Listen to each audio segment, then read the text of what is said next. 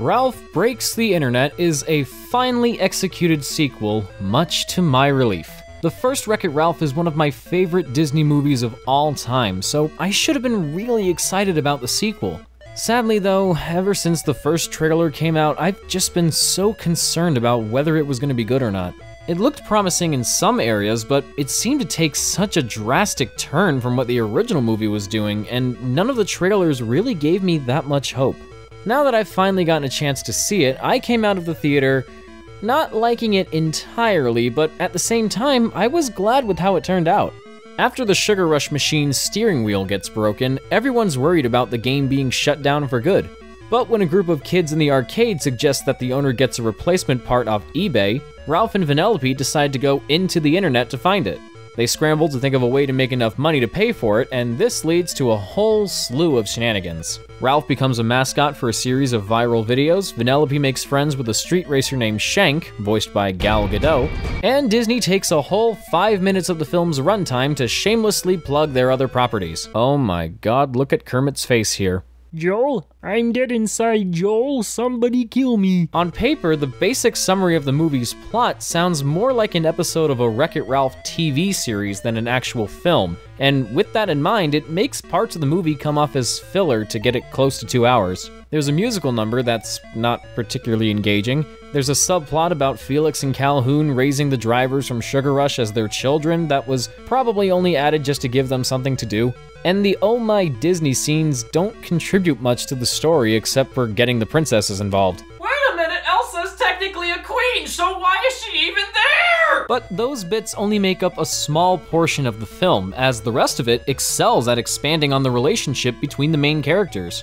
Vanellope's tired of doing the same thing over and over, I can relate, so she wants to live a newer, exciting life in Shank's world. Ralph is perfectly content with how things are and doesn't want to let Vanellope go off on her own, but ultimately, he has to, and the way he opens up about his insecurities is very clever.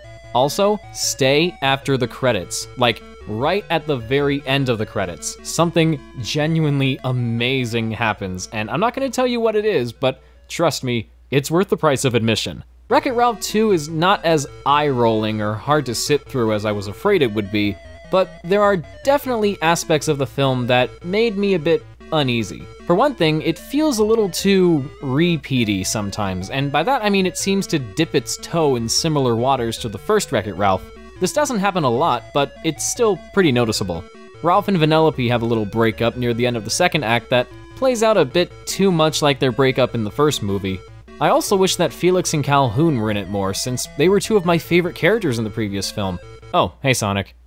Yeah, gotta go fast. And I don't know, something about a Disney movie referencing sites like YouTube, Facebook, Twitter, Snapchat, Instagram, Pinterest, Amazon, and eBay just doesn't feel right. Not to mention some other internet-related jokes come off as a bit cringy. In general, this movie seems to have some of the same problems I had with other recent Disney films, where parts of it are really good and other parts of it feel a bit forced. Miranda Sings has like a 2-second cameo, and I have no idea why she was even put in. It's not even her character, it's just the person who plays her. I have no idea why they did that.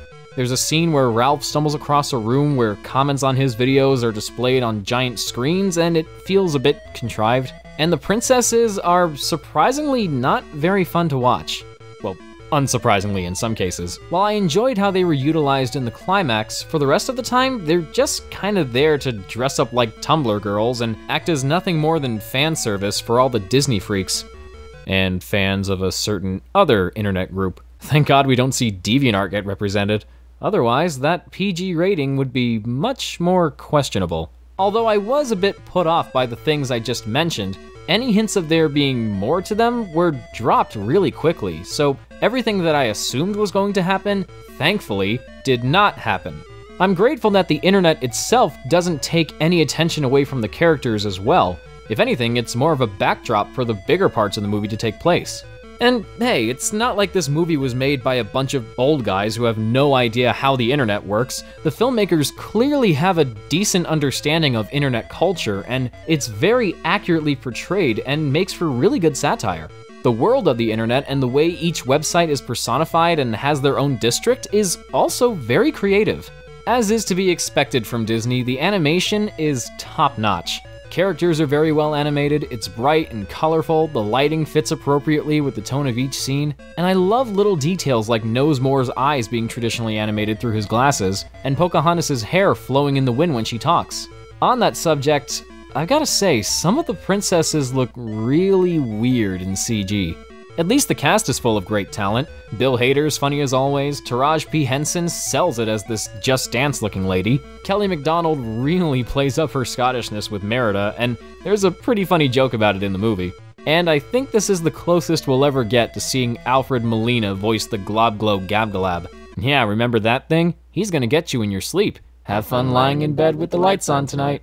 At first, I thought it would be much more difficult for me to come up with a full, comprehensible opinion on Wreck-It Ralph 2.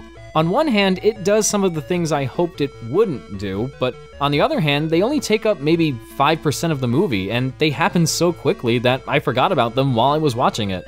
So basically, even though there are elements of it that don't work for me, they don't tarnish my enjoyment of the film in any way whatsoever.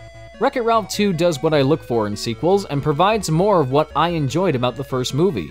The characters are still likable, the jokes are still funny, the emotion is still strong, and the worlds are still very inventive. The idea of these characters going on an adventure through the internet is one that I personally would not have wanted to see in a sequel to Wreck-It Ralph.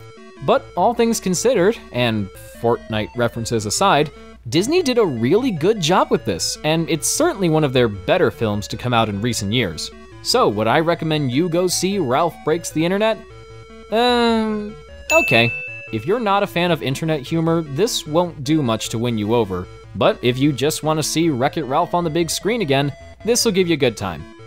And now, here's an exclusive sneak peek of my revisiting episode on Super Mario Sunshine.